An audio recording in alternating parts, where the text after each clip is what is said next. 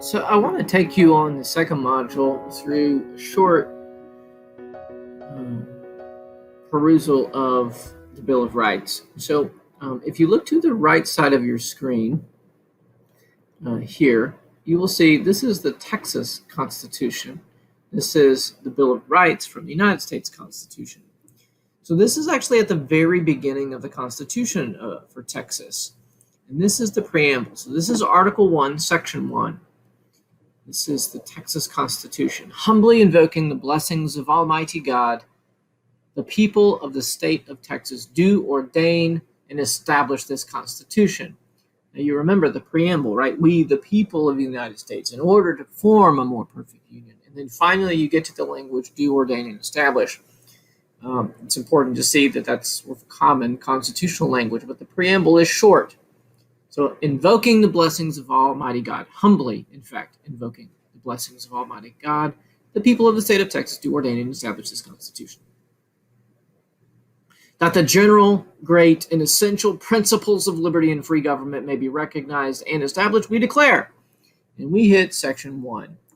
So we have the Bill of Rights front and center in the Texas Constitution. And when we have amendments to the Constitution, and there are some even in the Bill of Rights, we put the amendments in the original part of the text. So here's an example. Equal rights. All free men, when they form a social compact, have equal rights. No man or set of men is entitled to exclusive, separate, public emoluments or privileges, but in consideration of public service. So Section 3A, equality under the law, was added in 1972. So this is the amendment. We added something to it. Equality under the law shall not be denied or abridged because of sex, race, color, creed, or national origin. This amendment is self-operative. So that was an amendment. That's what it looks like in Texas when we have an amendment. We'll go through. I'll show you what it looks like. So just keep watching.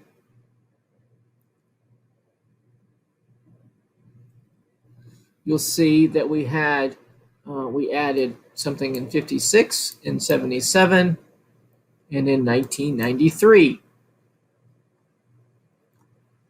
Denial of bail for violation of conditional release. This was added in 2005 and 2007. Again, 2007. Keep scrolling. Commitment of persons of unsound mind, 56. Here's one recently, 2009. Keep looking. Still going. We have lots of sections in our Bill of Rights in Texas. Added 1997. Now, in 2005, Texas added this to the Constitution. Marriage in this state shall consist only of a union of one man and one woman. This state or a political subdivision of the state may not create or recognize any legal status identical or similar to marriage. Added in 2005. And we will see when we get to Obergefell that this was completely overruled rather, in 2015. We have another in 2009, public beaches. This is very recent, the right to hunt, fish, and harvest wildlife. And that is 2015, very recent.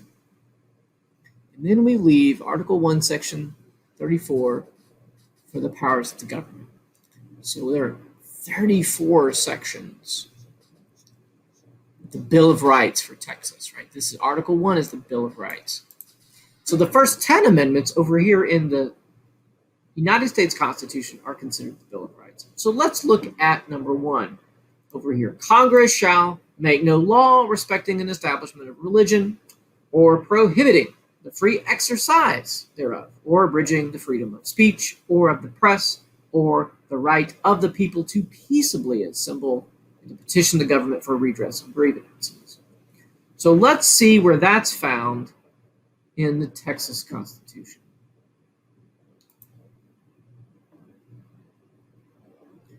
Keep looking. Keep looking. Here we go. Freedom of worship. All men have a natural and indefeasible right to worship Almighty God according to the dictates of their own consciences.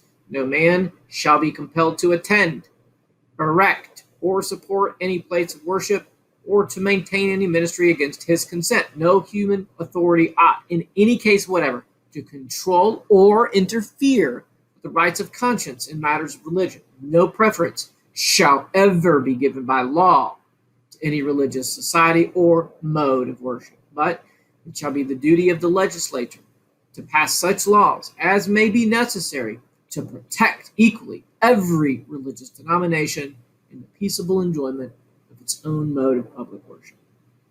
As opposed to, Congress shall make no law respecting an establishment of religion or prohibiting the free exercise thereof. These two cover the same material. But you'll notice this is just freedom of worship. We have to continue. Now we have Section 8, freedom of speech, press, and libel. And that follows this language.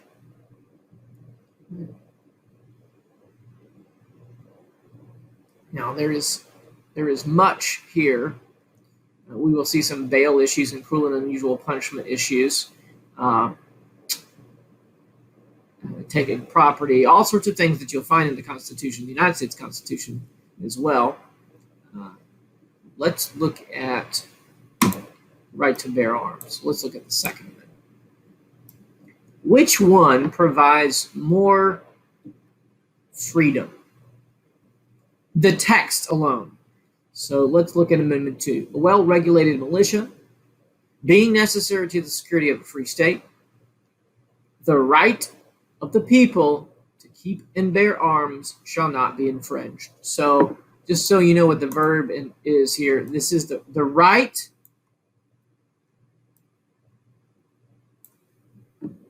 shall not be infringed. The right shall not be infringed. Which right? The right to keep and the right to bear arms shall not be infringed. Who has the right? It's the right of the people.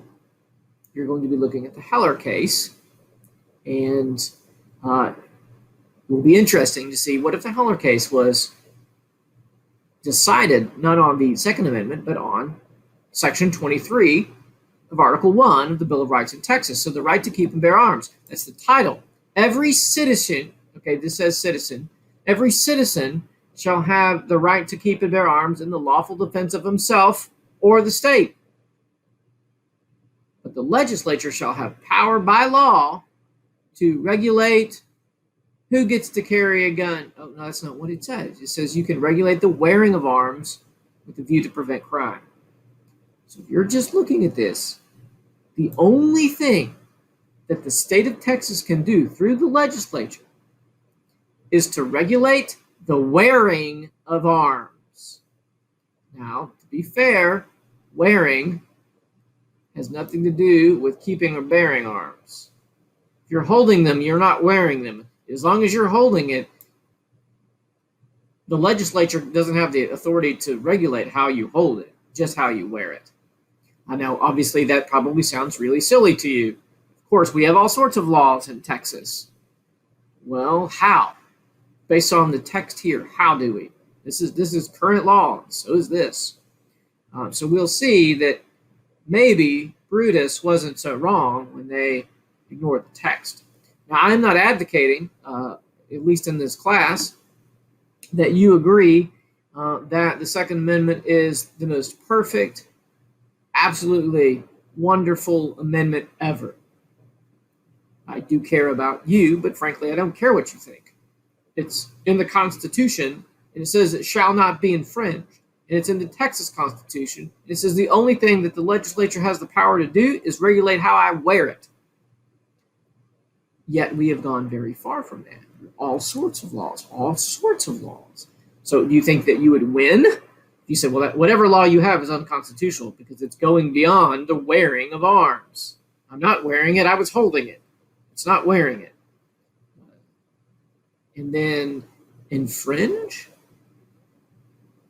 You don't think the federal and state governments have infringed the right of the people to keep and bear arms? Well, certainly they have. Now, maybe they ought to be able to. But if we're just looking at the text, it seems that the Supreme Court has gone away from that text. And maybe it's really good idea that they do go away from the text. It's sort of the plain reading.